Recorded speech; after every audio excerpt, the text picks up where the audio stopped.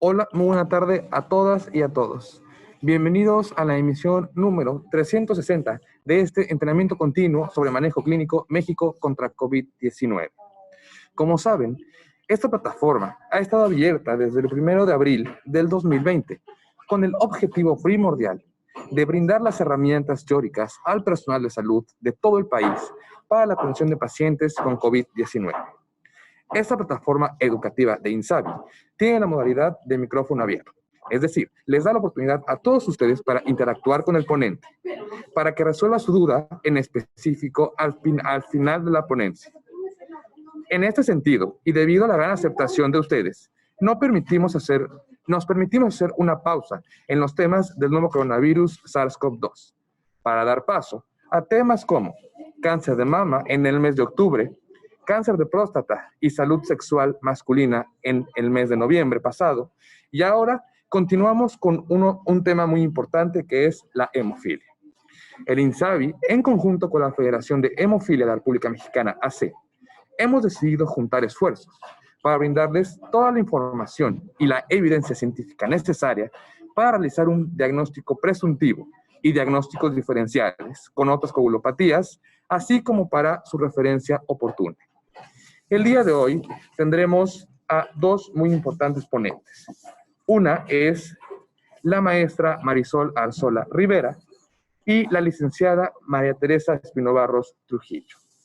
Comenzaremos con la maestra Marisol Arzola Rivera. Ella es licenciada en Trabajo Social por la Escuela Nacional de Trabajo Social de la UNAM, maestra en Trabajo Social también por la Escuela Nacional de Trabajo Social de la UNAM. Tiene un diplomado de Cultura de la Legalidad y Prevención del Delito. Laboró por más de 4 años en la Dirección de Equidad y Género del Gobierno de la Ciudad de México. Ella colabora en la Fundación Rigoberta Menchú como revisora de proyectos productivos, es docente en el Colegio Nacional de Educación Profesional Técnica.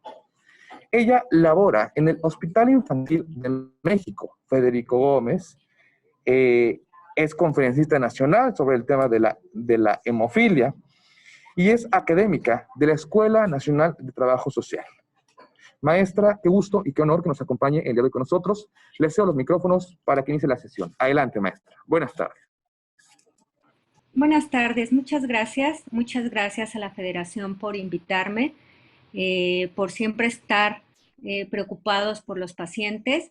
Y bueno, voy a hablar un poco de lo que hacemos en trabajo social, sobre todo de lo que se ha hecho en trabajo social en el tema de hemofilia. Y quisiera como al final que hiciéramos esta reflexión. Sé que la mayoría de quienes están aquí o estamos aquí son de primer contacto y sí quisiera que hiciéramos como esta reflexión de qué es lo que debemos hacer, sobre todo con los pacientes con hemofilia y otras coagulopatías. La siguiente, por favor.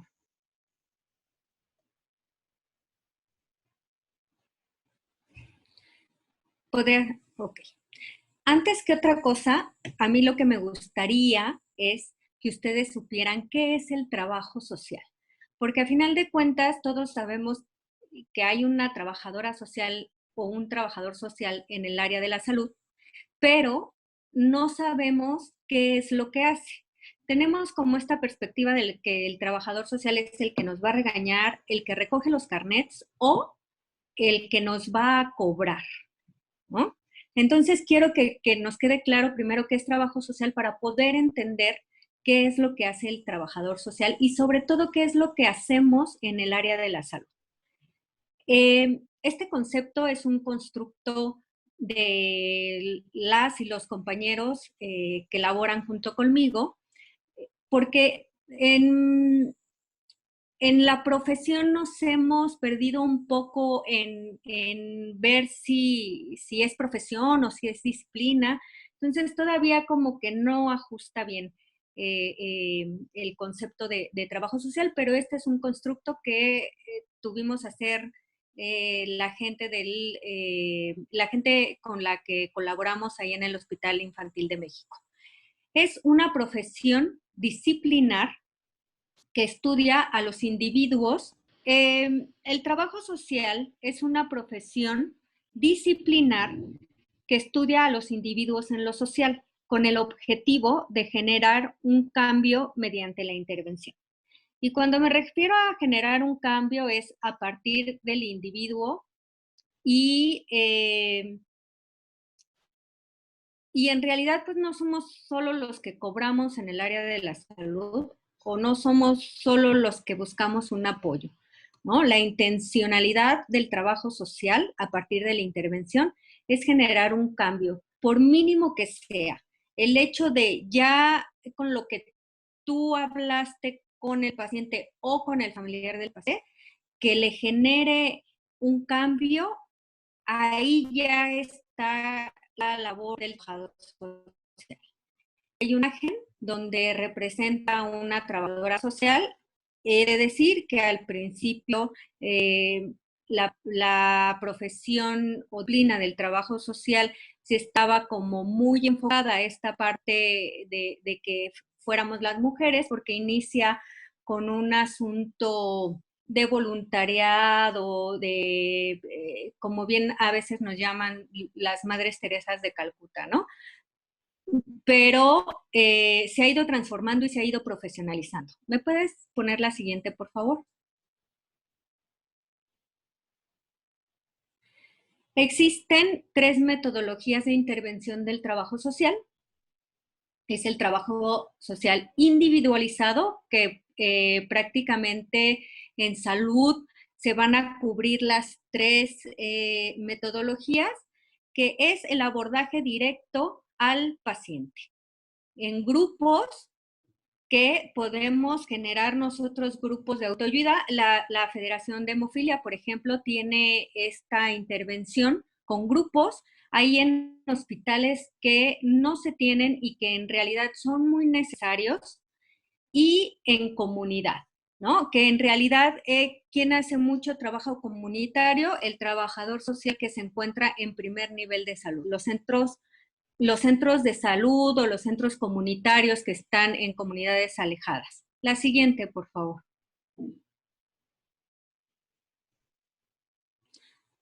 La siguiente. ¿Me pudieran pasar la siguiente? Ok, muchas gracias. Y las áreas de intervención del trabajo social, pues son muchas. En realidad, el trabajo social puede intervenir. Acuérdense que hay que hacer una diferenciación entre la metodología y entre la área de intervención. No es lo mismo y a veces lo confundimos. Y bueno, ¿en qué áreas interviene el trabajador social? En el área jurídica, en el área de educación, en el área de salud y en las políticas públicas y sociales.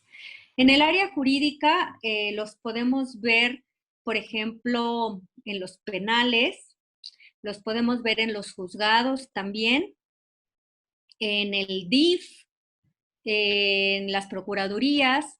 En el área de la educación prácticamente están en las escuelas.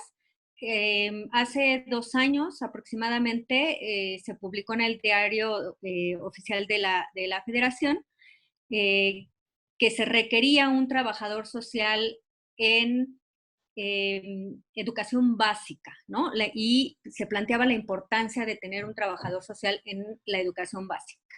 Ahorita van a entender un poquito la parte de la importancia del trabajador social. Y, por supuesto, en el área de la salud. De hecho, en el área de la salud es donde el trabajo social tiene su auge ya como profesión, ¿no? Aquí inicia, en esta área de intervención en la salud, es donde inicia, y últimamente hemos tenido mucha injerencia en políticas públicas y sociales. Somos aquellos que sabemos desde la investigación que se hace, que es un diagnóstico, qué es lo que realmente requiere la población. La siguiente, por favor.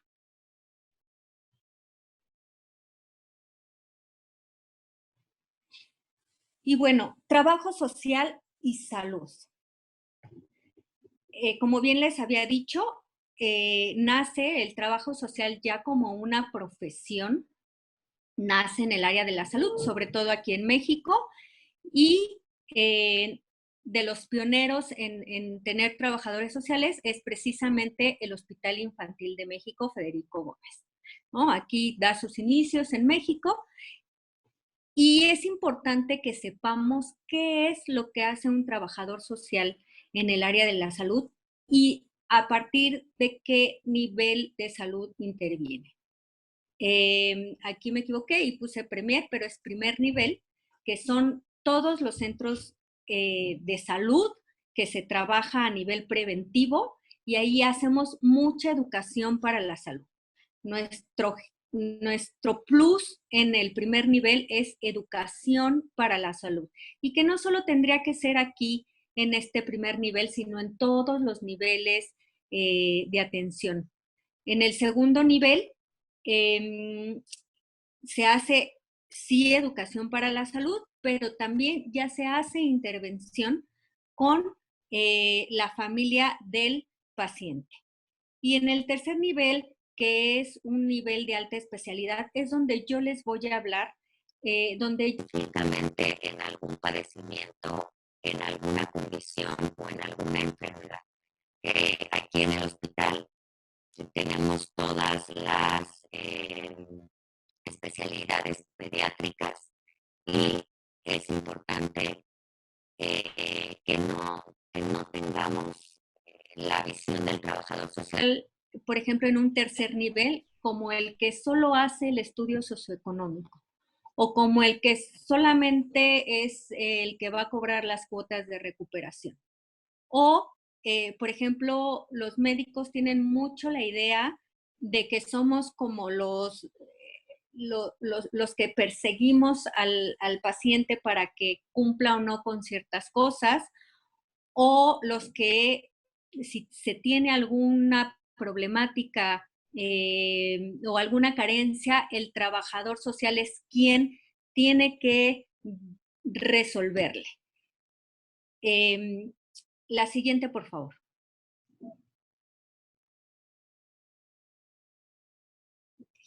Trabajo social y hemofilia. Ya adentrándonos un poco a lo que es tercer nivel, como yo les decía, ya es alta especialidad. Yo tengo más de 10 años trabajando en el hospital y tengo en el servicio de hematología aproximadamente 6 años. El Hospital Infantil de México Federico Gómez atiende a más de 100 pacientes con hemofilia. Es de los centros más grandes que están capacitados, que tiene, entre comillas, una clínica de hemofilia, y digo entre comillas porque no está como oficialmente conformada, pero sí en la práctica está conformada. Nuestro número de pacientes vienen, les digo que son más de 100 pacientes. Tenemos una coordinación constante con la Federación de Hemofilia de la República Mexicana. Y estos pacientes tienen un perfil como muy, bueno, en realidad el perfil de los usuarios del Hospital Federico Gómez es muy característico. Son personas o familias de escasos recursos. Yo creo que en un 90% son familias que vienen del interior de la República y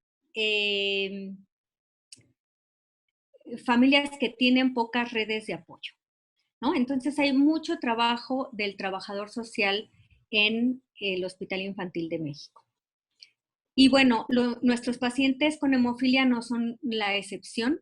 La mayoría de nuestros pacientes tienen un perfil socioeconómico de pobreza a pobreza extrema. Cuando hablo de pobreza extrema, estoy tomando en cuenta los parámetros del Coneval, que nos habla de de tener poca educación, de las características de la vivienda donde cohabitan, de cómo viven comunitariamente.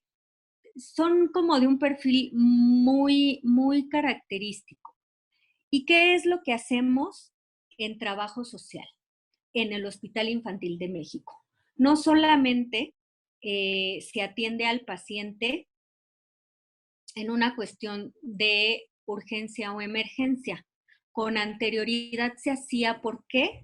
Porque el medicamento era muy caro. Afortunadamente, no es que ahora sea barato, sino afortunadamente la Secretaría de Salud ahora nos ha dado la oportunidad de que se dé profilaxis para todos los pacientes, si no es que para un 90% de nuestros pacientes. Y eso nos ha ayudado un poco a minorizar que los pacientes entren al hospital por urgencia. ¿Qué intervención hacemos nosotros con las familias? Cuando llega algún paciente de primera vez, hacemos una sesión de inducción. Y esta parte me parece como muy importante, no solo para el trabajador social, sino como para todo el equipo multidisciplinario que está trabajando en el hospital, en un centro de salud, en el hospital de segundo nivel o tercer nivel, donde llegue el paciente por primera vez, ¿no? ¿Qué es lo que hacemos? Esta sesión de inducción. Y en la sesión de inducción se encuentra el médico, el trabajador social y tendría que encontrarse un psicólogo. En esta sesión de inducción se le habla a la familia específicamente de qué es la hemofilia. Y esta parte es muy importante porque a veces la parte médica solamente ve como lo biológico, valga la redundancia, lo médico y deja de un lado lo social. Y el asunto social con la hemofilia tiene mucha carga, porque recordemos que la hemofilia es, las mamás son las portadoras y los papás y los hombres son quienes tienen la enfermedad o quienes presentan la enfermedad. Entonces hay mucha carga social. De por sí la mujer ya tiene mucha carga social y ahora con esto de que ellas son las portadoras, entonces hay una serie de cuestiones de culpa, no solamente de autoculparse, sino también de que la misma familia o la pareja culpe a la mamá. Entonces, en esta sesión que damos como el acompañamiento a la familia, damos esta parte de quitarles dudas de lo que es y no es la enfermedad. Los orientamos acerca de los cuidados que debe de llevar el paciente. Hay pacientes que no sean, que los papás, yo les hablo de niños pues porque trabajo con niños, que los papás no se han dado cuenta que tienen hemofilia hasta que presentan, no sé, se fueron a jugar fútbol, les dieron un balonazo y tienen un derrame intracraneal, ¿no? Entonces vienen como una serie de cuestionamientos de la familia y se les dice o se les orienta sobre los cuidados que debe de tener el paciente y que ellos deben, los límites que ellos deben de poner también con el paciente. La importancia, si el paciente está en edad escolar, la importancia de que en la escuela se sepa qué enfermedad o qué padecimiento es el que tiene el niño, qué cosas puede hacer y qué cosas no puede hacer. Y también a dónde pueden acudir en caso de alguna emergencia. Es muy importante que quienes están en estos cursos y son personal de primer contacto sepan cuáles son los centros que ya están aprobados en México de hemofilia, ¿no? Porque no cualquier hospital atiende pacientes con hemofilia, incluso hospitales de tercer nivel no atienden pacientes con hemofilia. Es importante que sepamos cuáles son los centros y para eso también está el trabajador social que puede orientar a la familia o que puede orientar al mismo paciente. Brindamos contención emocional en esta intervención con la familia y también es importante el conocimiento del entorno familiar. ¿Y ese quién lo va a saber? El trabajador social, ¿no? De primera instancia llegan con nosotros, se realiza una entrevista y tenemos que tener claros el entorno en el que viven, en qué condiciones socioeconómicas se encuentra la familia, porque es muy, muy importante y ahorita les voy a decir por qué. En qué grado escolar está el paciente y cuáles son las redes de apoyo con las que cuenta. ¿Por qué es importante toda esta parte? En algunas sesiones que llegamos a tener multidisciplinarias con médicos, enfermeras, trabajadores sociales, rehabilitadores, ahí en la federación, muchos concordaban en que los pacientes a veces pareciera que no les importa ir a sus tratamientos, ¿no? Pero no es esto. O sea, no es decir, híjole, es que algo hay que cobrarles para que vengan a la profilaxis, ¿no? Creo que no es esta parte. Creo que hay que conocer perfectamente el entorno familiar y comunitario del paciente. Les voy a poner un ejemplo claro.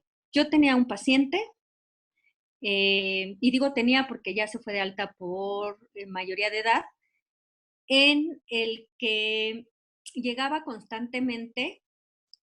Punto número 1, era adolescente.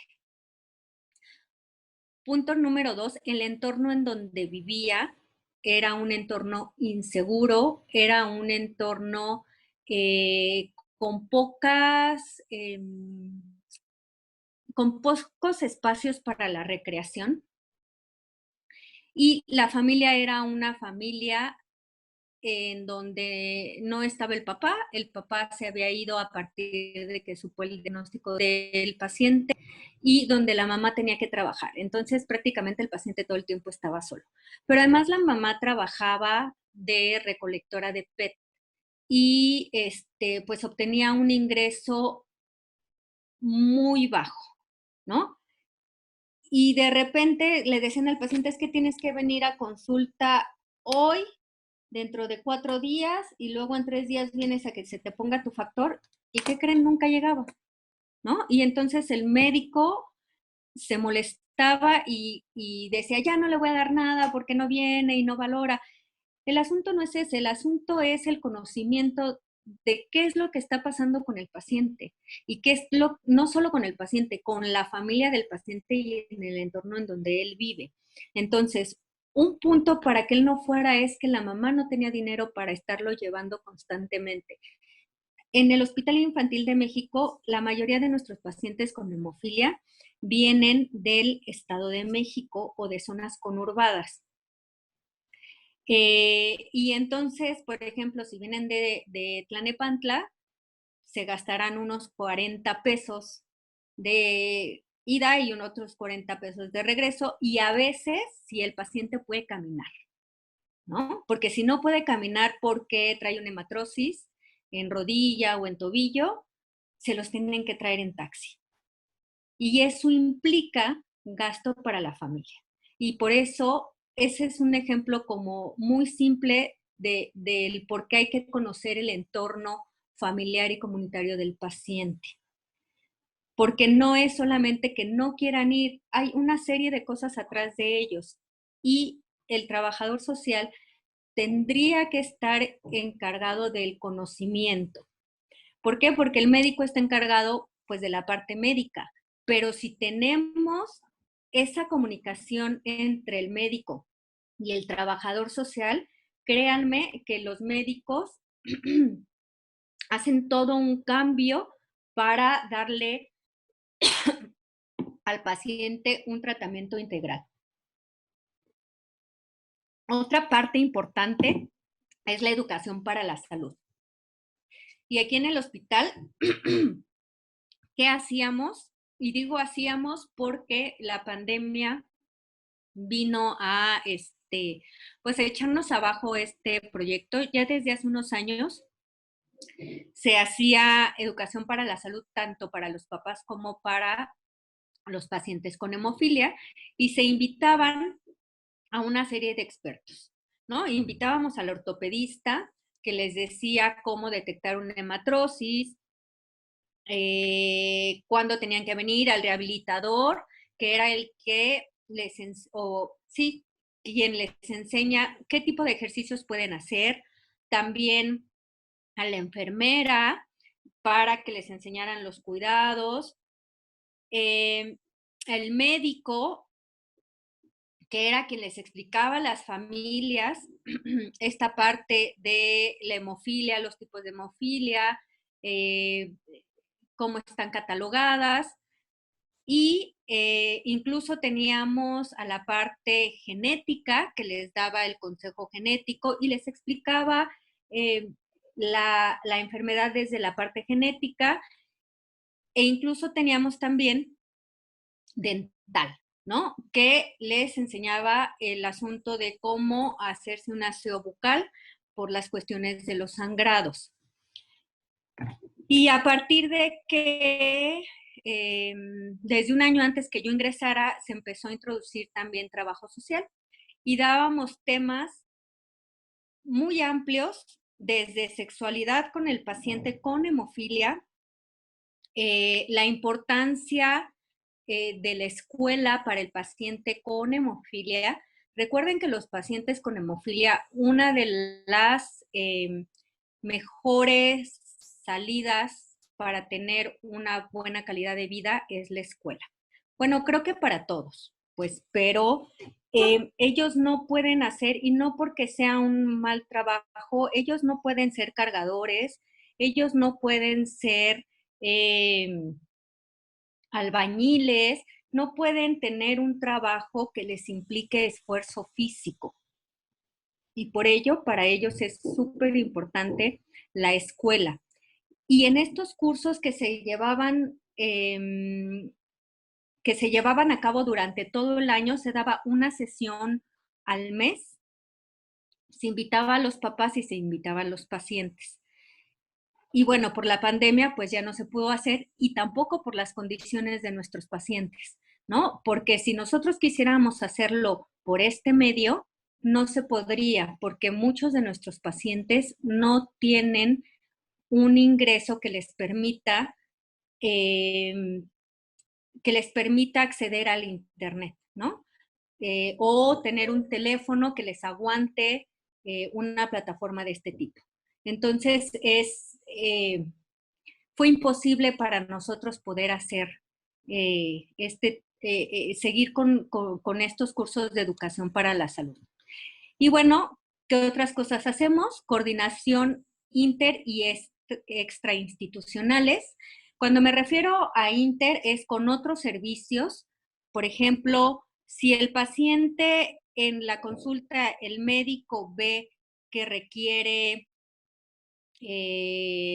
rehabilitación, lo manda a rehabilitación. Afortunadamente el hospital cuenta con todas las especialidades pediátricas, o que si requiere ir a ortopedia, lo manda a ortopedia, o se manda a llamar al genetista para que le explique a la mamá ciertas dudas que ella tenga, que les aclare dudas, o se hacen coordinaciones con psicología, o nos los mandan a nosotros para nosotros orientarlos acerca de, no sé, de repente. Es que tienes que hacer ejercicio porque estás subiendo de peso. ¿Qué ejercicio puedes hacer? Bueno, pues natación. Entonces nosotros nos coordinamos con ellos para ver qué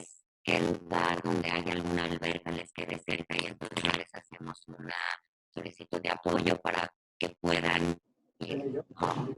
Y en estas coordinaciones extrainstitucionales también,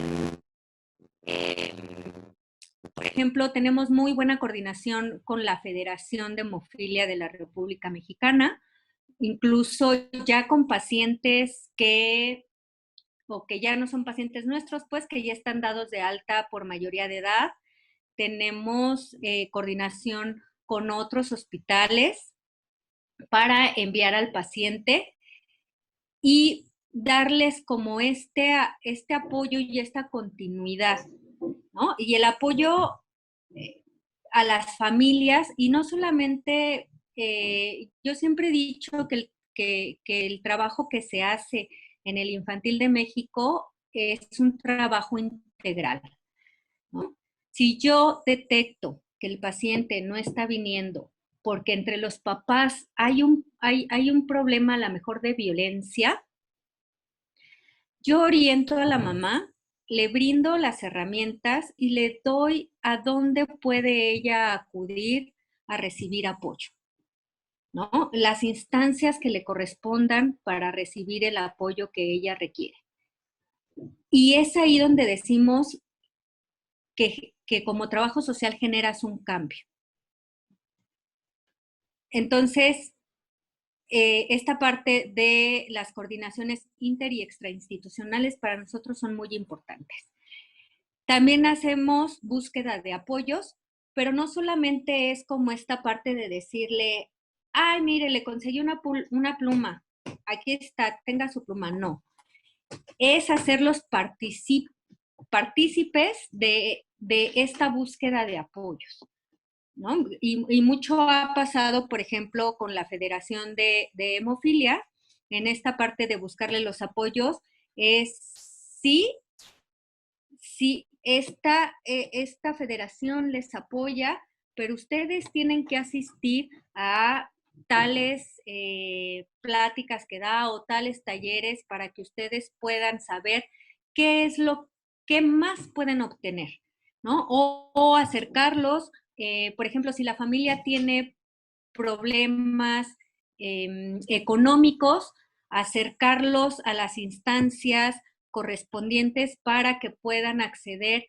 a alguno de los programas sociales ya existentes que tiene el gobierno.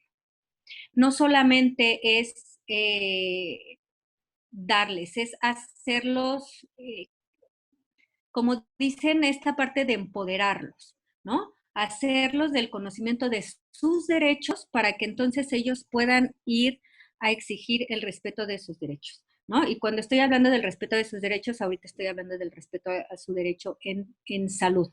Tenemos pacientes que anteriormente el hospital no podía brindarles el medicamento y ellos tenían que comprarlos. No estoy hablando específicamente de hemofilia, sino de otras enfermedades, y se buscaba como el apoyo con algunas instituciones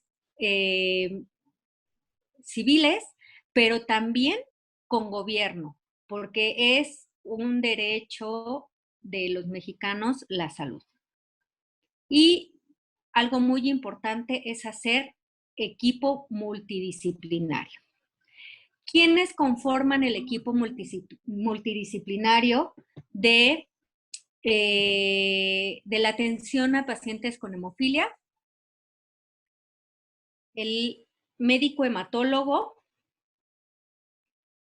el trabajador social, enfermería, el médico genetista, el médico rehabilitador, el médico ortopedista, el químico y el psicólogo.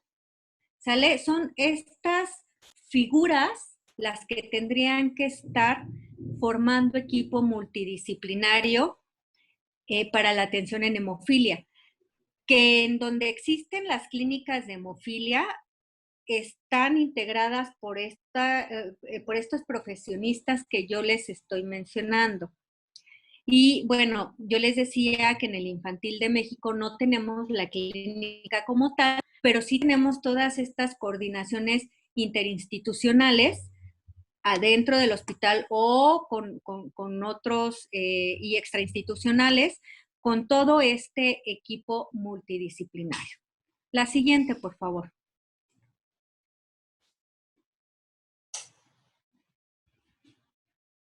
¿Me pueden poner la siguiente? ¿Y qué retos, finalmente quiero cerrar con esto, qué retos existen para el personal de salud de primer contacto? Creo yo, es la percepción que tengo, conocimientos básicos de la enfermedad, ¿no?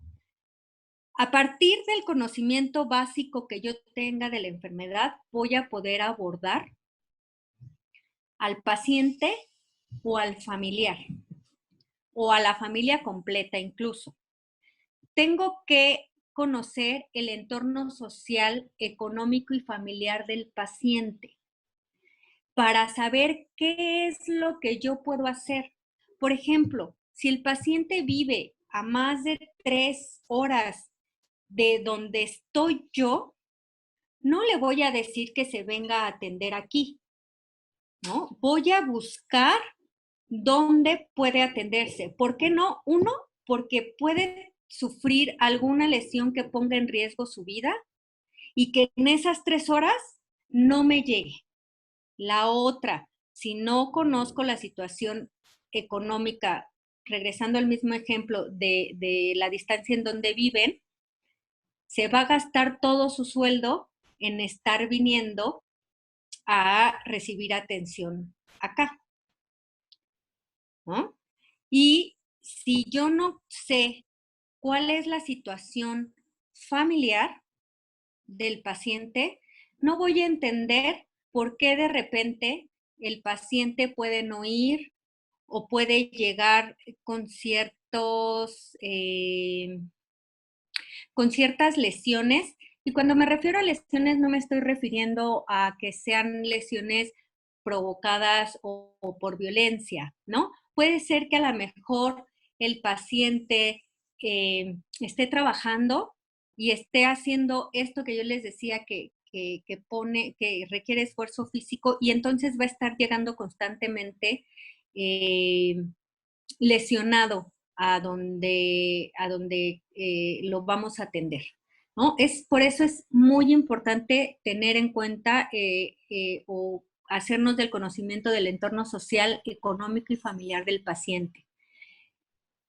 La educación para la salud, por supuesto que es muy importante y es uno de los retos que tenemos porque a veces estamos tan cargados de trabajo que se nos olvida o se nos pasa o como médicos solamente estamos enfocados como a brindar la atención y san se acabó, o como trabajadores sociales solo estamos ubicados a ver, entonces pásele y por qué no vino y a la mejor a cuestionarle y a renegarle el por qué no vino, que hacer esto de hacer grupos para hacer esta parte de educación para la salud o de orientarlos y mandarlos, por ejemplo, a la federación.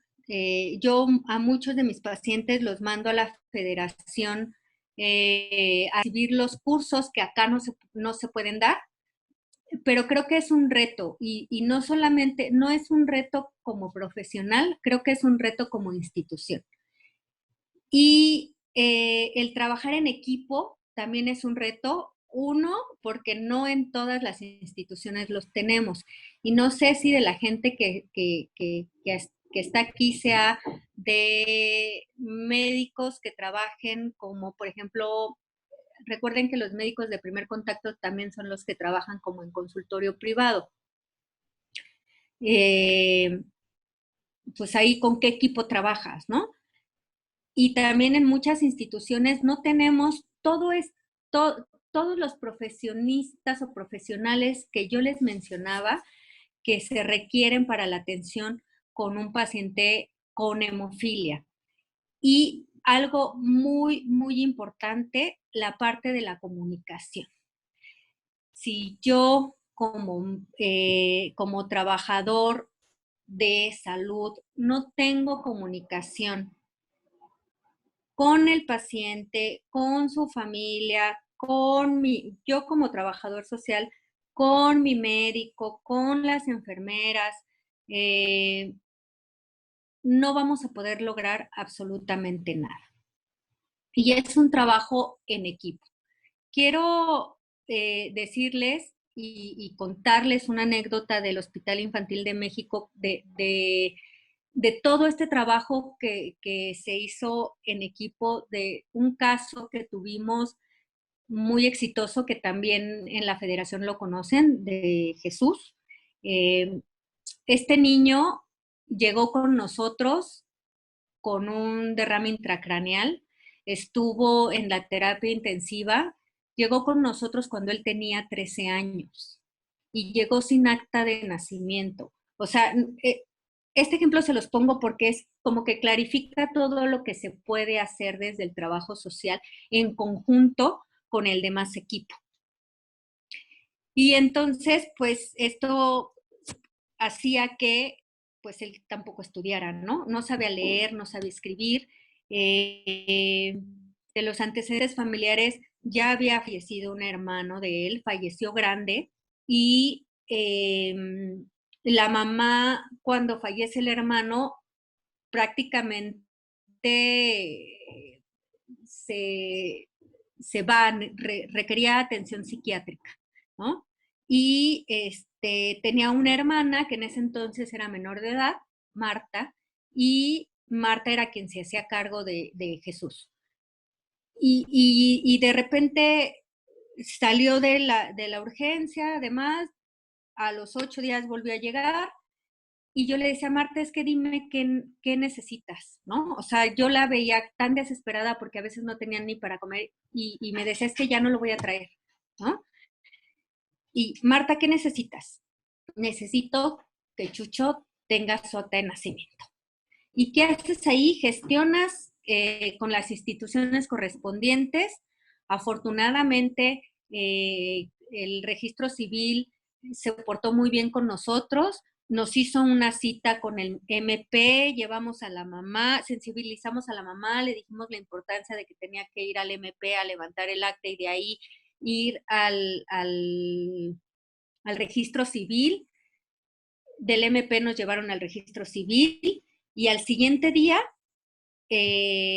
porque para esto el paciente ya estaba bien, y entonces yo le decía a los médicos, porque era de Pachuca, si dejamos ir al paciente, no vamos a poder hacer el trámite, ¿no? Y entonces los médicos también, como en este afán de apoyar,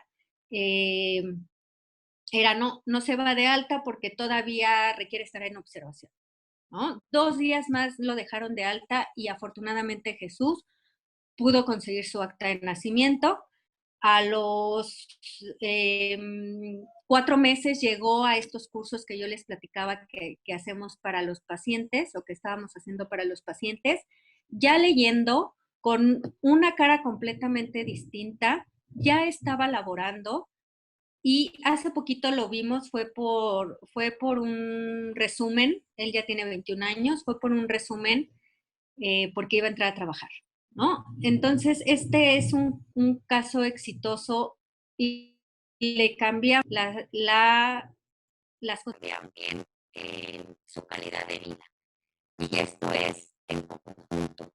Por eso es importante esta comunicación. Y bueno. Y esto es lo que les digo que hace el trabajo social, ¿no? Que es la intervención para hacer un cambio. Y creo que en Jesús es como el ejemplo más claro. La siguiente, por favor.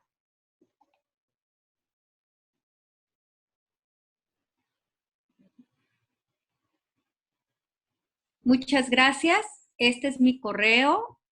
Cualquier duda que tengan, bueno, vamos a aclarar algunas dudas creo que aquí al final, pero cualquier duda que tengan, con mucho gusto, o si requieren algunos materiales que también se han hecho de educación para la salud con pacientes de hemofilia, se los podemos hacer llegar. Muchísimas gracias. Ahora tendremos la ponencia de la licenciada Lilia Teresa Espinobarros Trujillo. Ella es licenciada en enfermería. Tiene cursos de oncohematología, cursos de aféresis, cursos de trasplante de médula ósea. Tiene más de 28 años de experiencia como enfermera en el Hospital General Centro Médico La Raza, 20 años como monitor asesor de enfermería en campamento de hemofilia, 30 años impartiendo talleres de autocuidado y autotratamiento de hemofilia. También tiene más de 35 años como apoyo a la clínica de hemofilia del Hospital General La Raza, de Centro Médico La Raza, y más de 25 años como asesora de enfermería en la Federación de Hemofilia de la República Mexicana. Licenciada Lilia, qué gusto que nos acompañe el día de hoy con nosotros. Le cedo los micrófonos, por favor, para que inicie la sesión. Muy buenas tardes. Bueno, yo les voy a hablar de lo que es la infusión de los factores de coagulación. El objetivo de esta plática es capacitar a los familiares y pacientes, así como al personal de enfermería, en la autoinfusión. Y esto es para colaborar con la mejora en su calidad de vida, logrando un tratamiento ambulatorio que sea efectivo. Vamos a recordar lo que es la hemostasia. La hemostasia es el proceso natural que permite detener los sangrados. En este procedimiento participan alrededor de 20 proteínas contenidas en el plasma, que son los factores de coagulación. Esto se empieza como una respuesta a una lesión en un vaso sanguíneo. Y la finalidad es la formación de fibrina, que permite que se detenga el sangrado y previene una pérdida excesiva de sangre. Es importante saber que esta hemostasia, bueno, es normal en todas las personas que no tienen hemofilia. La hemofilia es la deficiencia de uno de estos factores de la coagulación que impiden la capacidad de la sangre para formar un coágulo. Esto es que si falta alguno de los factores de coagulación, esto va a hacer que haya pérdida de sangre y pueden ser excesivos si no tienen el tratamiento oportuno. La hemofilia, como sabemos, es la deficiencia cuantitativa o cualitativa de alguno de los factores de coagulación. Cuando tenemos deficiencia del factor 8, nos referimos a la hemofilia A. Cuando hay deficiencia del factor 9, nos referimos a la hemofilia B. Esto en una persona con hemofilia no es que sangre más rápido que otras personas, sino que la hemorragia va a tardar más tiempo para detenerse. ¿Cómo se transmite la hemofilia? Recordemos que esto es una enfermedad hereditaria. El individuo nace con ella y generalmente hay antecedentes en la familia. Esto es un defecto en los genes donde están los factores de coagulación que se encuentran en el cromosoma X, en el factor 8 y el factor 9. Recordarle a los pacientes que esta es una enfermedad crónica y que dura toda la vida. En algunas ocasiones los pacientes nos van a preguntar cuándo se le quita la hemofilia. Recordarles que esta es para toda la vida. ¿Cómo se transmite la hemofilia? Al ver que es una enfermedad hereditaria, el individuo nace con ella y generalmente hay antecedentes de algún familiar. Afecta principalmente a los hombres y las mujeres son portadoras. Por ejemplo, aquí si tenemos un hombre sano con una mujer portadora, cada vez que esta mujer se embarace, tiene el 50% de posibilidades de tener un hijo con hemofilia o una hija portadora de hemofilia. Pero si tenemos un hombre hemofílico y una mujer sana, todas las hijas mujeres van a ser portadoras de hemofilia. Y lo más seguro es que ellas tengan hijos con hemofilia. Pero el caso más delicado es si tenemos un hombre hemofílico y una mujer portadora de hemofilia, probablemente tengamos mujeres con hemofilia y 50% de posibilidades de que tenga hijos varones con hemofilia. La clasificación e incidencia de la hemofilia. En la hemofilia A es la deficiencia del factor 8, como decíamos, y es un 80-85% del total de las hemofilias. La hemofilia B es entre alrededor del 20 y 30% de la población con hemofilia. En la población mundial dicen que es 1 de cada 10,000 hombres va a tener hemofilia A y 1 de cada 40,000 hombres puede tener hemofilia B. También existe la posibilidad de que haya aparición espontánea. En algunos casos, ¿sí? No hay antecedentes previos a la enfermedad y hay mutación del gen donde puede aparecer siempre la hemofilia. En México tenemos registrados alrededor de 6,200 pacientes con hemofilia y otras enfermedades de la coagulación como von Willebrand. Esto es un dato que nos da la Federación de Hemofilia hasta el 2019. ¿Cómo se diagnostica la hemofilia? Como decíamos, hay pacientes que ya tienen antecedentes, pero si no tienen antecedentes, cuando los niños tienen hematomas durante la niñez temprana, hay que vigilarlos y hacerles saber lo que es la hemofilia. Cuando el paciente tiene hemorragias espontáneas, ya sea en articulaciones o algún tejido blando, algún músculo que sangre. También puede haber hemorragias excesivas posteriores a un traumatismo o después de una cirugía. Es importante saber que un niño con hemofilia severa puede no presentar síntomas hasta después del primer año de vida, ¿sí? Cuando empieza a deambular, cuando empiezan a gatear, es cuando se empiezan a dañar las articulaciones. Entonces, estar muy pendiente de ello y darle su tratamiento. Pacientes con hemofilia leve pueden no presentar hemorragias a menos de que tengan un traumatismo grave o alguna cirugía. Y la intensidad de las manifestaciones hemorrágicas está correlacionada con el grado de insuficiencia parcial o total de alguno de los factores de coagulación. ¿Cómo se clasifica la severidad de las hemofilias? Como vemos, la hemofilia puede ser leve cuando tienen entre el 5 y el 40% de nivel de factor en sangre. Puede ser factor 8 o factor 9. Y como vemos, únicamente va a sangrar cuando hay traumatismos o alguna cirugía. Y el número de episodios por año pues es realmente bajo. En la hemofilia moderada, tenemos que ellos tienen entre el 1 y el 5% de factor coagulante en sangre y sus sangrados pueden ser espontáneos, ocasionales, graves con algún traumatismo y como vemos, sus sangrados son poco frecuentes. Lo grave o lo delicado de los pacientes con hemofilia grave es que tienen menos del 1% de factor de coagulación en sangre y sus sangrados pueden ser espontáneos y en articulaciones o músculos, ¿sí? Y como vemos, el número de sangrados por año son muchos, ¿no? Pueden tener entre 24 y 48 sangrados. Entonces, es importante que tengamos cuidado con ellos y en ellos enfoquemos el cuidado de las hemofilias. ¿Cómo es la incidencia de sangrados en el paciente con hemofilia? Las hemorragias son síntomas frecuentes de sangrado.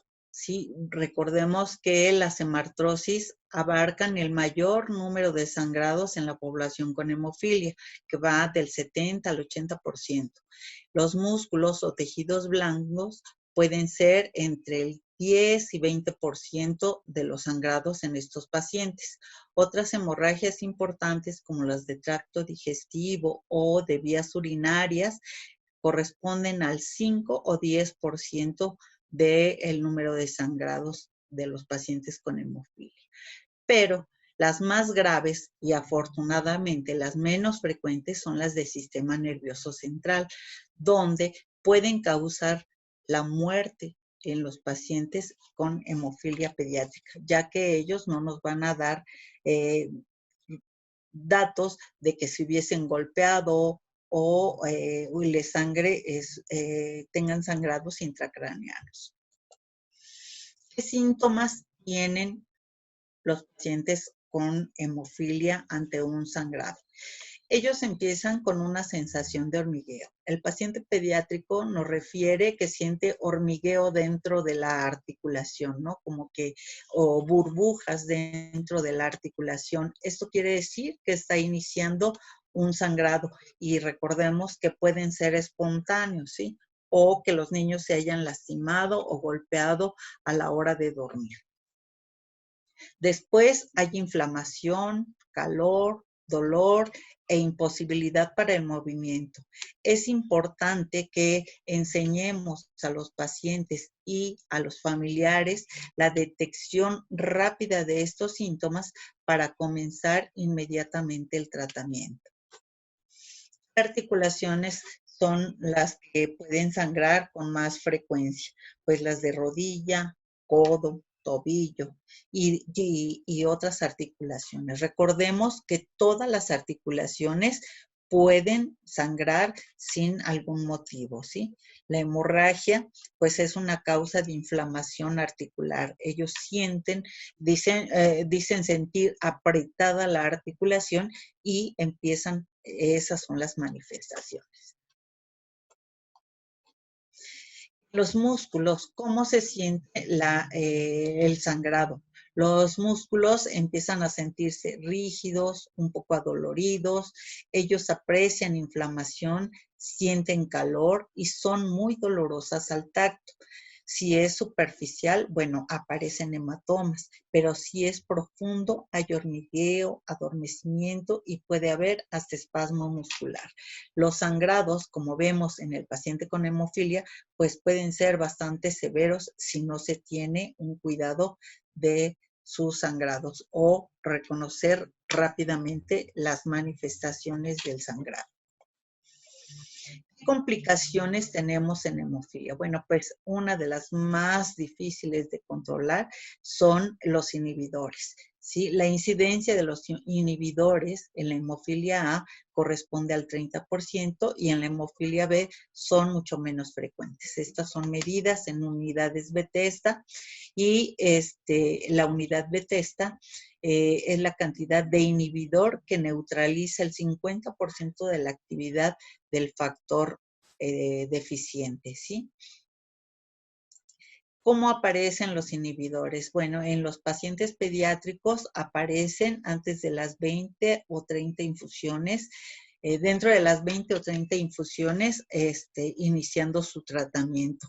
Pero también puede aparecer en los pacientes que tienen antecedentes de algún familiar, un tío, un abuelo o un hermano que tenga inhibidores. Entonces tenemos que estar muy pendiente de ellos.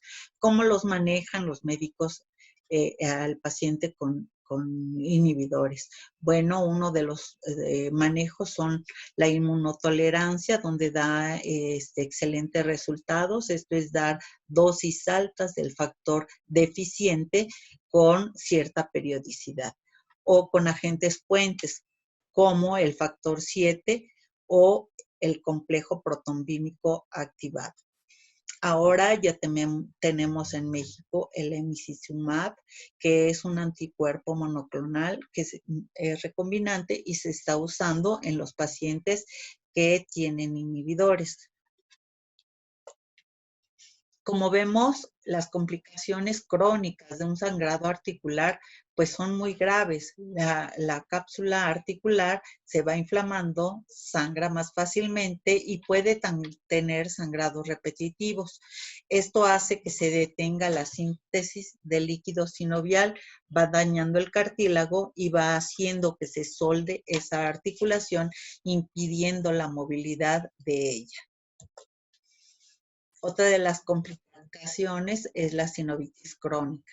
Esto va a hacer que la articulación se vaya haciendo rígida, muy dolorosa al movimiento, inestable, y a medida que avanza estos sangrados, bueno, los músculos se van debilitando debido al poco movimiento de esa articulación. De las complicaciones a nivel muscular, bueno, también los músculos se van debilitando, va habiendo retracción muscular, parálisis como consecuencia de la compresión de los nervios por el mismo sangrado, y esto va a ocasionar una discapacidad permanente en las personas con hemofilia. Otras complicaciones son la presencia de pseudotumores en huesos o tejidos blandos, o las fracturas debido a la descalcificación ósea. El tratamiento de estos pacientes, recordemos que es un tratamiento integral, como nos decía Marisol. Esto es un enfoque multidisciplinario, donde estamos integrados, coordinados por un hematólogo, y ellos incluyen a los ortopedistas, rehabilitadores, psicólogos, odontólogos, enfermeras, trabajo social, nutriólogos, químicos, genetistas, como nos decía Marisol.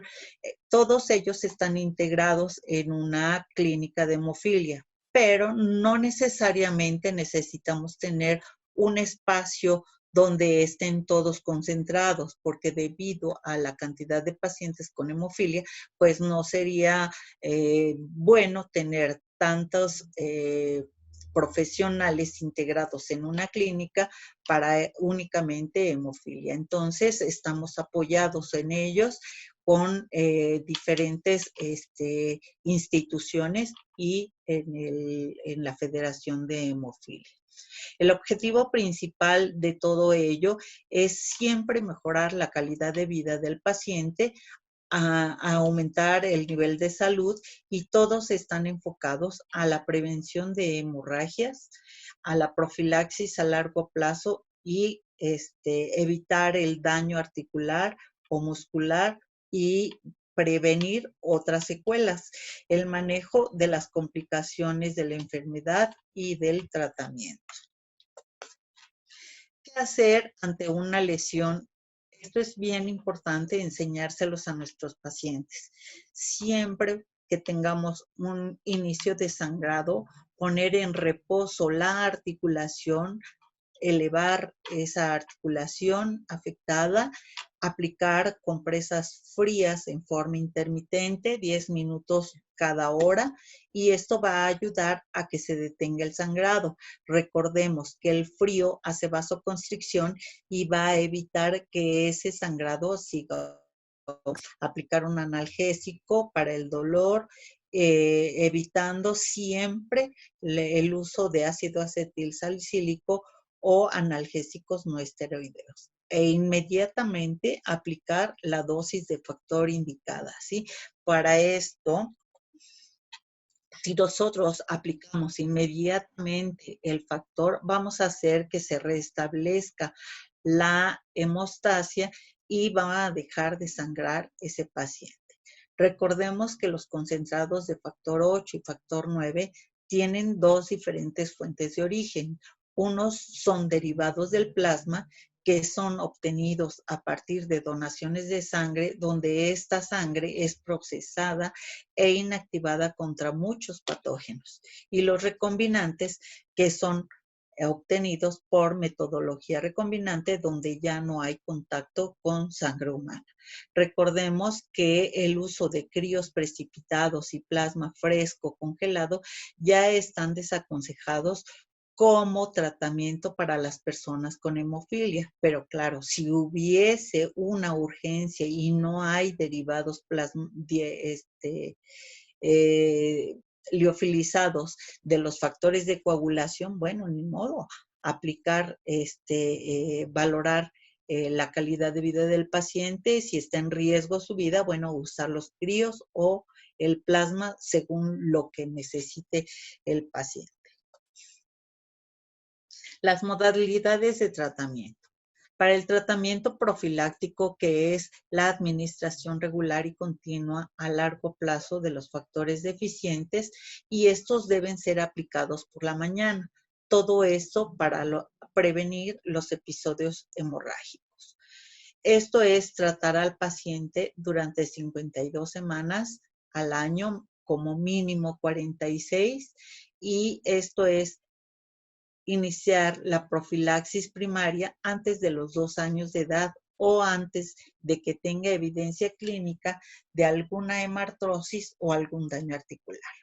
La profilaxis secundaria es el tratamiento continuo de larga duración en pacientes donde se puede evidenciar un daño articular, independientemente de la edad.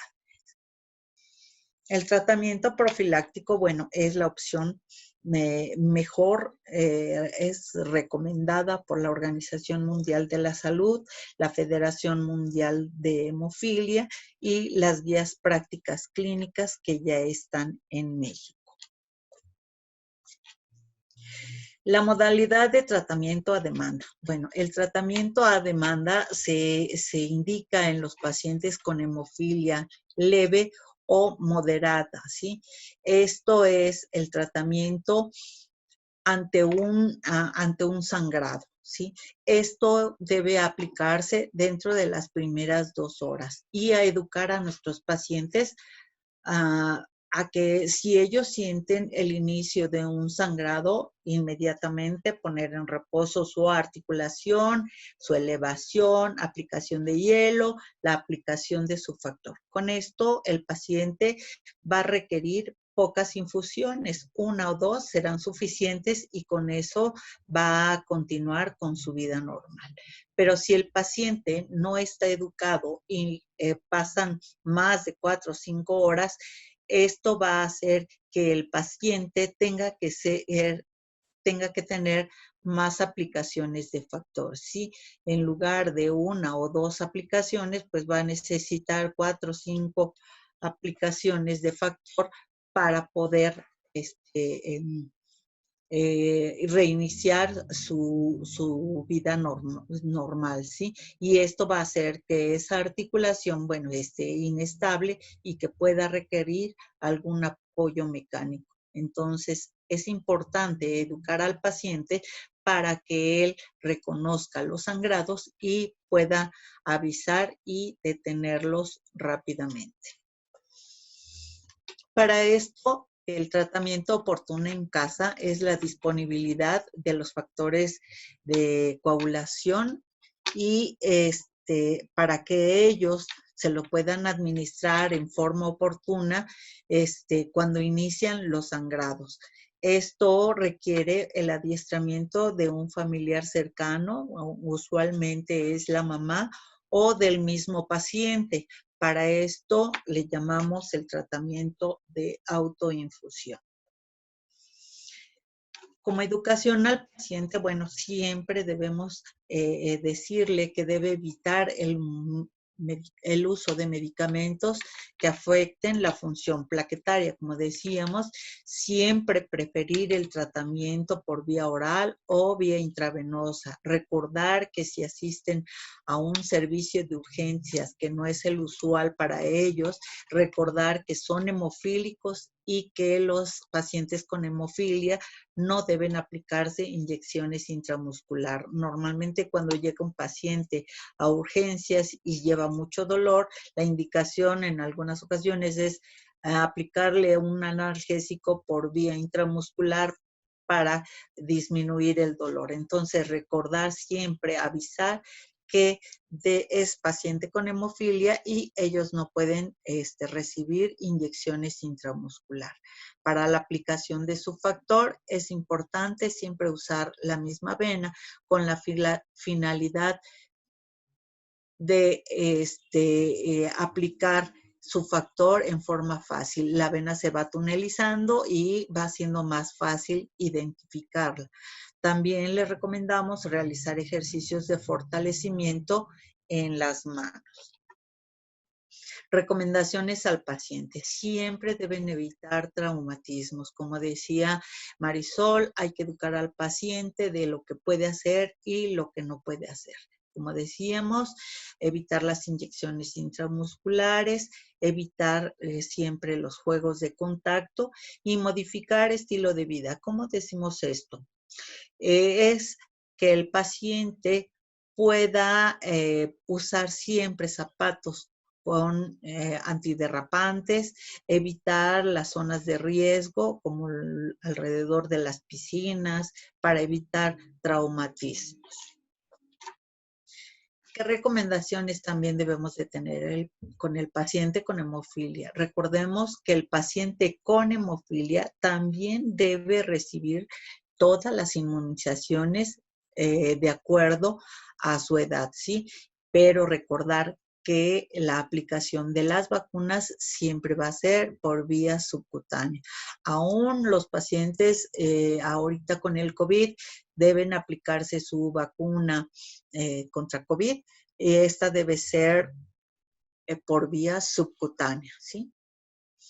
También recordar la atención odontológica periódica en los pacientes. Recordemos que si tienen una boca sana van a sangrar mucho menos, ya que el intervenir a un paciente con hemofilia, para alguna extracción y demás, necesita siempre la aplicación de factor deficiente antes de su extracción. Siempre fomentar el ejercicio para tener mejor musculatura. ¿Qué beneficios tiene el practicar deportes? El deporte es muy importante para mantener un buen tono muscular, ya que esto hace que se protejan las articulaciones. También al paciente le ayuda a fomentar y mantener relaciones sociales. El tener un músculo fortalecido permite retrasar la aparición de atrofias musculares y evitar las hemartrosis repetitivas. Recordemos que una articulación mantenida por músculos y ligamentos sanos, sólidos, puede ser más estable y con menos tendencia al sangrado. ¿Qué deportes debemos recomendar a nuestro paciente? Los ideales son la natación, pero si no podemos hacer natación por alguna situación, pues la caminata, ping-pong, baile, ciclismo, con todas las medidas de protección, ¿no? Con casco, rodilleras y todo, evitando el poder tener un traumatismo. ¿Y qué deportes no son recomendados en el paciente con hemofilia? Pues va el baloncesto, el boxeo, todos los que tengan contacto, ¿no? Por ejemplo, si van a jugar fútbol americano, bueno, pues es muy peligroso para los pacientes con hemofilia. La dieta. Es importante que el paciente con hemofilia lleve una dieta balanceada. Siempre debemos cuidar el peso del paciente con hemofilia. Recordemos que las articulaciones de carga, que son las rodillas y los tobillos, pueden sangrar, y si tenemos sobrepeso, bueno, vamos a tener posibilidades de que sangren con más frecuencia o los sangrados sean más severos. ¿Qué debemos orientar a los pacientes? La prevención de accidentes, evitar consecuencias posteriores a un traumatismo, ¿sí? Proteger en los pequeñitos las cunas, ya que ellos pueden moverse en forma impulsiva y lastimarse, tener una hemorragia intracraneana o lesionarse alguna articulación, como son los codos, las rodillas. Siempre evitar los juguetes de puntas o con bordes afilados. Es recomendable en los pacientes con hemofilia grave, para evitar los traumatismos en la cabeza, tener un protector que puede ser realizado por las mismas mamás con un poco de una espuma, para evitar a esta edad los pequeñitos cuando empiezan a deambular chocan con todo, con las mesas, con los con todos los muebles pueden chocar. Entonces, tener protegidas siempre con un gorrito de hule espuma, con unas coderas, rodilleras. Recordemos que a esta edad los niños les fascina dejarse caer sobre las rodillas, ¿no? Y si es necesario ponerles o doble pañal o hacerle unas pomperas al pantalón para evitar que se vaya a caer y tengas un sangrado. Siempre adoptar medidas para prevenir accidentes. Como decíamos, evitar las inyecciones intramusculares. Si van a aplicarse su factor, evitar las flebotomías difíciles, o sea, estar funcionando constantemente. Si no podemos en las dos primeras intenciones para picar, dejar descansar al paciente, ponerle compresitas frías y compresas tibias o calientes para dilatar sus venitas y hacer la punción más fácil. En estos pacientes siempre debe evitarse las punciones arteriales. Siempre usar agujas de bajo calibre. Para la aplicación de su factor siempre sería necesario utilizar a las agujas mariposa que son de bajo calibre, son del 23 o 25. También debemos presionar los sitios de punción, nosotras como enfermeras, de 5 a 10 minutos para evitar que se hagan hematomas. Cuando un paciente no es presionado de 5 a 10 minutos, se hacen hematomas bastante importantes en estos pacientes, ¿sí? No aplicar medicamentos invasivos sin haber suministrado terapia de reemplazo, como son las endoscopías o alguna intervención en sus dientes. Y pues ante la duda, en caso de alguna emergencia, pues es necesario aplicar el factor y después investigar. No es necesario decir que sí tiene una evidencia de sangrado, sino aplicar su factor y después investigar, hacer el seguimiento posible. Ahora para los cuidados y la preparación del factor. Recordemos que existen diferentes marcas de factor, entonces es importante educar a nuestros pacientes para que ellos siempre identifiquen el factor que tienen deficiente. Entonces, en todos los frascos, en las cajas, viene el tipo de factor que les están dando. Cuando se los entregan en farmacia, algunas ocasiones a lo mejor el de la farmacia se confunde y en vez de darle a un paciente con hemofilia A, en vez de darle factor 8, le puede dar factor 9, se lo lleva, se lo aplica y no va a tener ningún beneficio si no es el factor que él necesita, ¿sí? Puede seguir sangrando en algunas ocasiones. Entonces, es importante educar a nuestros pacientes para que reconozcan el factor y ellos puedan decidir qué tipo de factor se están aplicando. Cuidados que debemos de tener en la conservación y transportación del factor. Todos los factores derivados del plasma deben mantenerse en refrigeración entre 2 y 8 grados centígrados y transportarlos siempre en una hielera. Esto pueden poner el factor en la parte media del refrigerador. Pueden ponerlos todos en una cajita y mantenerlos ahí. ¿Por qué mantenerlos en la parte media del refrigerador? Porque es donde se mantiene más estable la temperatura. Entonces, con esto vamos a estar seguros de que no hay variación importante en la temperatura de nuestro factor. Ya que se abre y cierra el refrigerador, puede haber cambios bruscos en la temperatura. Y cuando lo vayan a utilizar, bueno, permitir que se equilibre a temperatura ambiente. No frotarlos, no mantenerlos en las manos, sino dejarlos en lo que preparamos nuestra área y dónde vamos y cómo vamos a aplicar nuestro factor. Cuidados para los factores recombinantes. Estos tienen una mayor duración fuera de refrigeración. Si nosotros lo mantenemos entre 2 y 8 grados centígrados, este factor nos puede durar más o menos 30 meses.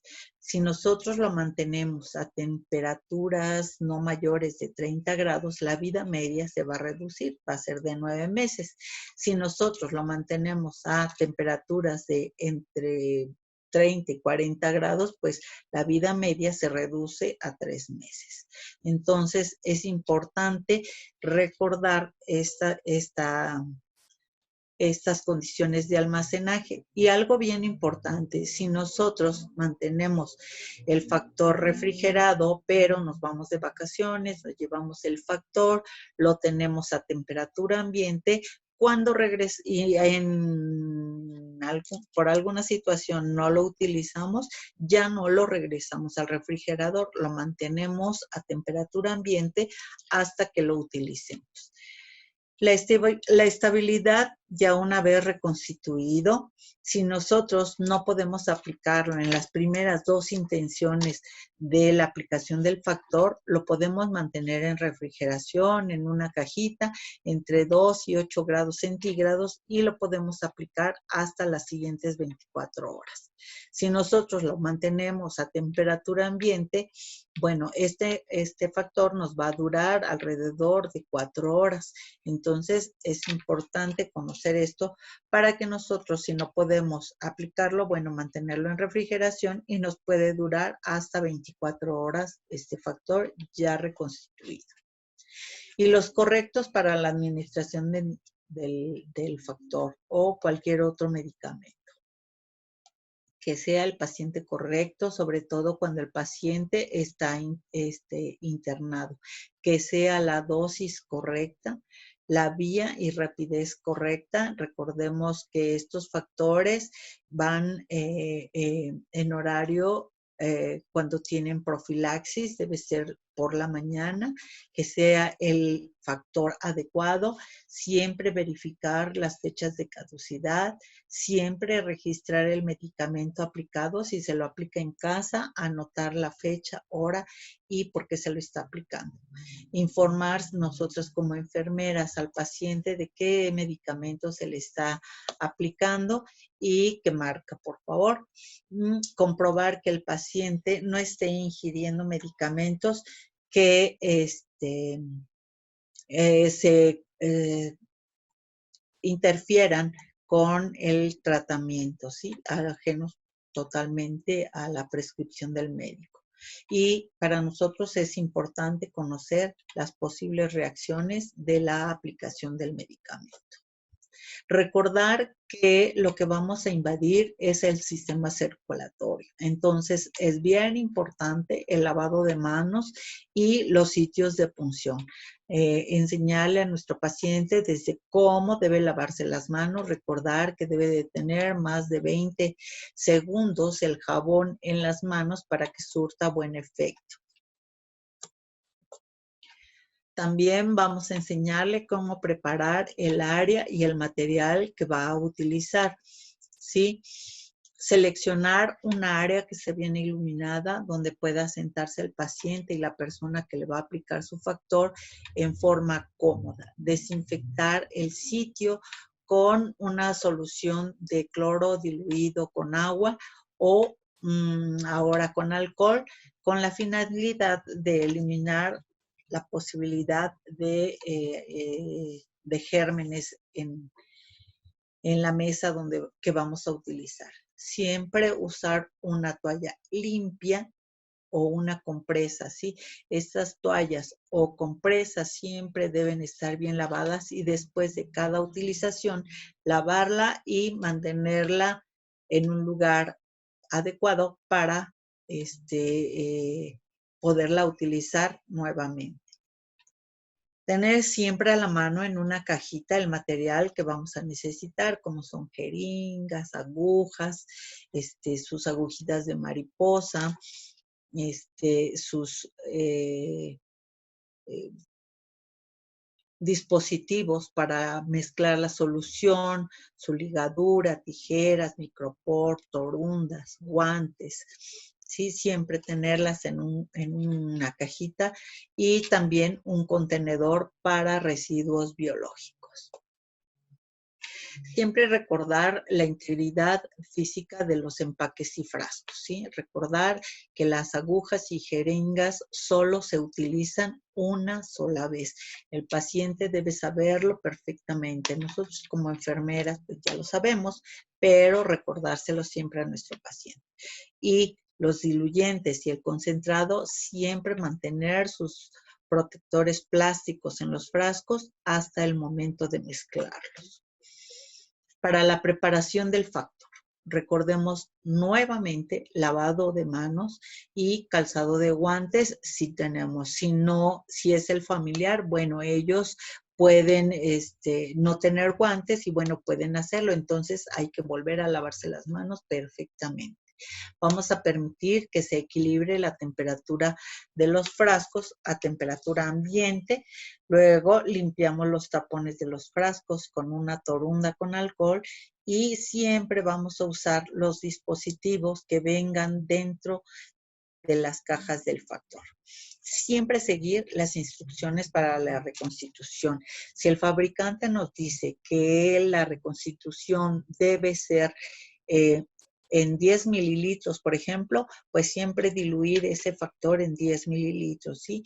¿Por qué? Porque ellos ya estudiaron que ese factor mantiene la estabilidad con esa cantidad de solución. Si nos dice que se diluye con 2 mililitros, bueno, reconstituirlo con los 2 mililitros. Siempre preparar el factor que tiene prescrito, ¿sí? No preparar frascos de más, mucho menos. Como vemos aquí, el uso de los diferentes dispositivos, en algunos son agujas dobles, otros ya vienen los dispositivos para trasvasar la solución hacia el liofilizado, algunos otros ya vienen con jeringas precargadas. Me faltó esta diapositiva. Pero todos tienen dispositivos donde pueden evitarse punciones de la persona que está preparando el factor. Recordemos que los factores de coagulación son proteínas, entonces estas no deben agitarse, deben siempre utilizarse movimientos rotatorios, puede ser entre las manos o en la superficie de la mesa donde estamos preparando el factor. Siempre observar los frascos ya una vez diluido, que esté totalmente transparente, que no haya presencia de partículas extrañas o grumos o que cambie de color nuestro factor. Y como decíamos, siempre diluir con la cantidad que indica el fabricante del factor que estamos utilizando. Ahora después cargar la jeringa e inmediatamente aplicar el factor si estamos siendo atendidos con derivados plasmáticos, ¿sí? Lo máximo que puede estar fuera de refrigeración el factor derivado de plasma es aproximadamente 4 horas. Vamos a enseñarle al paciente o familiar cómo purgar la jeringa y la mariposa, ¿sí? Evitando siempre desperdiciar el factor, ¿no? Siempre con mucho cuidado y muy lentamente. Lo vamos a enseñar a seleccionar las venas. Bueno, enseñarle que primero deben ser de la parte distal a la proximal, como es la parte alta de la mano, en el dorso, en el antebrazo, dentro del pliegue del codo, ¿sí? Siempre facilitar la aplicación de su factor. Enseñarle los principios de asepsia, ¿sí? Recordarle al paciente que no debe subir y bajar la torunda con alcohol, porque lo que hace es quitar los gérmenes que pudiera tener en la piel y si lo regresa, pues van a bajar los gérmenes. Entonces, enseñarle los principios de asepsia, que es del centro a la periferia o de arriba hacia abajo, y voltear su torundita y volver a limpiar, de lo distal a lo proximal, de lo limpio a lo sucio, de adentro hacia afuera, como se prefiera, pero siempre con una técnica y evitando la contaminación del sitio que vamos a funcionar. Para la aplicación del factor, bueno, vamos a colocar la ligadura o torniquete entre 8 y 10 centímetros por arriba de donde se va a puncionar. Introducir la mariposa con el bisel siempre hacia arriba, con un ángulo aproximado de 30 grados, o sea que quepa el dedo índice abajo, introducir la mariposa y cuando veamos el retorno, empezar a quitar la ligadura y empezar a infundir lentamente la solución a no más de 10 mililitros por minuto, siempre respetando la tolerancia del paciente. En algunas veces va a decir, siento frío, bueno, entonces pasarlo más lentamente para evitar que se nos colapse esa vena y se pueda salir la aguja. Cuando el paciente está canalizado o lo tenemos hospitalizado, bueno, siempre lo podemos aplicar en Y o con una llave de 3 vías, previo paso de solución salina, pasamos el factor y después aplicarlo nuevamente, su solución de base. Siempre infundir todo el medicamento y al concluir, si es con mariposa, retirar la aguja lentamente, manteniendo el mismo ángulo en que introdujimos esa aguja. Para la aplicación del factor dentro de catéteres, cuando los pequeños tienen un difícil acceso a la aplicación de su factor, o sea, no se le ven sus venitas, ya tuvo tratamiento, le colocan un catéter, pero recordemos que la aplicación de ese catéter pues también es una intervención quirúrgica, donde van a introducir un tamborcito, un receptor, donde ahí se va a aplicar su factor. ¿Qué tenemos que hacer? Bueno, primero que nada, se adiestra al familiar de toda la asepsia del sitio donde va a funcionar, la preparación de su factor, cómo debe extraer un poco de sangre para comprobar que estamos dentro del catéter y retirar la heparina que se le coloca al paciente al final de su aplicación de factor. Se le aplica su factor igual lentamente porque también puede percibir que se sienta frío o que tenga alguna molestia.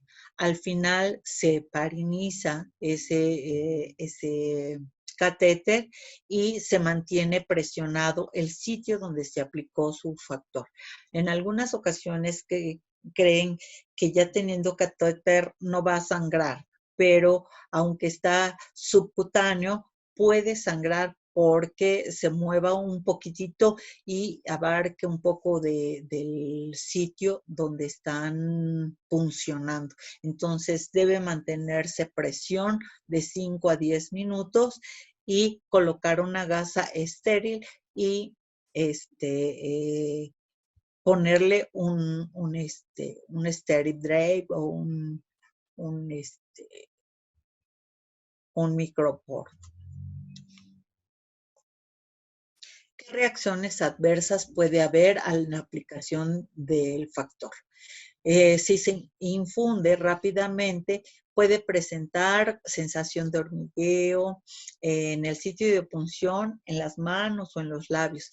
¿Qué debemos hacer? Bueno, pues disminuir la velocidad de infusión y en caso extremo, bueno, pues retirarlo e intentar en otro sitio, ¿sí? Puede tener sensación de calor o irritación en el sitio de punción, mareo o respiración entrecortada. Esto quiere decir que lo estamos pasando muy rápido, entonces disminuir la velocidad a la que se está infundiendo. Normalmente no tienen reacción, pero como todo medicamento puede haber reacciones adversas. Debemos enseñarle también a nuestro paciente cómo desechar el material que está utilizando. Depositar las jeringas, agujas o material contaminado con sangre en un contenedor para residuos biológicos, ¿sí? Y recordar que estos contenedores pues no deben de tirarse así a la basura. Se llevan a un centro hospitalario para que le den destino final, o cuando el proveedor que les está dando el factor les da el contenedor y ellos van a pasar por los contenedores. Siempre recordar que no hay que colocar protectores en las agujas, ¿sí? Es un riesgo que podemos tener y pincharnos con ellos. Lo que decíamos del control y registro de sus infusiones. Es bien importante registrar las infusiones, reportando los datos como fecha, hora, si hubo evento de sangrado o es una profilaxis, con código. Esto quiere decir rodilla derecha, RD, si es codo izquierdo, CI, entonces así identificar las articulaciones. Siempre registrar las unidades que se están aplicando, quién lo aplicó, los datos del lote del factor, marca y también la cantidad de factor que estamos utilizando, ¿sí? En esta hojita tenemos los aproximados de el factor que se utiliza para los diferentes sangrados. Esto, bueno, ya sus médicos les indican la cantidad de factor que deben de aplicarse, pero por ejemplo, si tienen una hemartrosis, pueden requerir de 20 a 30 unidades de factor 9 o de 20 a 40 unidades del factor 8, ¿sí? Pero si, por ejemplo, tienen una hemorragia o el niño empieza con confusión o algunos síntomas de hemorragia intracraneana, recordar que se tienen que aplicar de 50 a 100 unidades por kilogramo de peso. Esto es aplicarle siempre su primera dosis e irnos inmediatamente al hospital. ¿Qué precauciones debemos de tener? De no responder en forma favorable al evento de sangrado después de la segunda o tercera aplicación de su factor y acudir a su clínica más cercana para la atención de ese sangrado.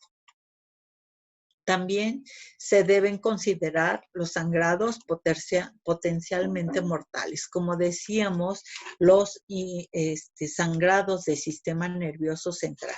Si un paciente tiene un sangrado del sistema nervioso central, tiene cefalea, pérdida de equilibrio y demás síntomas, bueno, es aplicarle su dosis de factor e irnos inmediatamente al hospital. Por ejemplo, si tiene un sangrado a nivel de cuello o retroperitoneal o una obstrucción de vías urinarias o vías respiratorias altas, bueno, es aplicarle su dosis de factor e irnos inmediatamente al hospital, porque estos sangrados pueden ser muy, muy importantes y ocasionar la muerte, como decíamos, hasta en los pacientes pediátricos. Recomendaciones al paciente.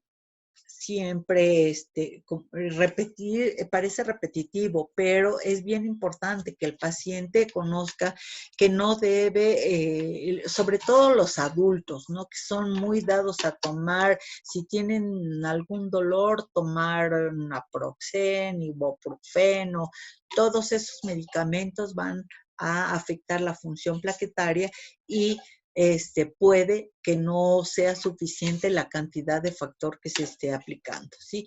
Preferir siempre el tratamiento vía oral o intravenoso y siempre realizar ejercicios de fortalecimiento en las manos, sobre todo en los pequeños, para poder aplicar su factor de forma más fácil.